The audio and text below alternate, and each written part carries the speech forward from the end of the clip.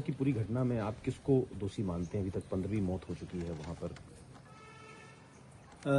आदरणीय इंदौर वासियों, ये 15 लोगों की मौत जहरीले पानी से होना, अगर इसके लिए दोषी किसी को ठहराया जाए तो नेचुरल है, स्वाभाविक है कि सत्ता का अहंकार और भ्रष्टाचार इसका सबसे घातक हथियार है। इन हत्याओं में ये हत्याएं हुई है।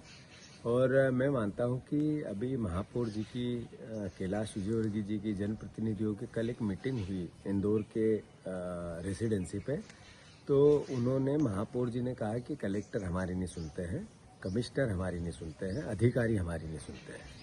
फिर कैलाश विजयवर्गीय जी ने भी कहा कि कोऑर्डिनेशन की कमी है अधिकारी और महापौर जी में।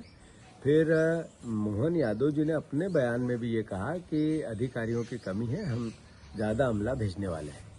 ये रणनीतिक तौर पर भारतीय जनता पार्टी इंदौर वासियों, अधिकारियों के माथे पर अपने भ्रष्टाचार को छुपाना चाहती है।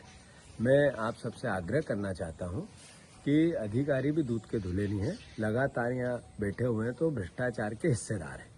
पर इसमें इसको लीड करती है बीजेपी की ये जो चुनी हुई जनप्रतिनिधियों की टोली, ये लुटेरों की टोली है, ये इसको लीड करती है।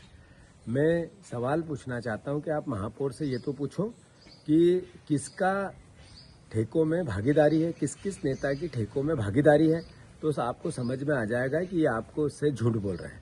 ये जब अधिकारियों को टारगेट कर रहे हैं तो इसका मतलब है अपने पाप को छुपा रहे हैं और आपको गुमराह कर रहे हैं, इंदौर की जनता को मूर्ख समझ रहे हैं। मैं फिर से ये 15 मौतें हुई उसके लिए अपने आप को भी जिम्मेवार मानता हूं कि हमने इस तरीके से अपने आप को मजबूत नहीं रखा कांग्रेस पार्टी को, जिससे ये बेलगाम हुए। इसके लिए मैं अपना भी दोष मानता हूं, पार्टी का भी दोष मानता हूं।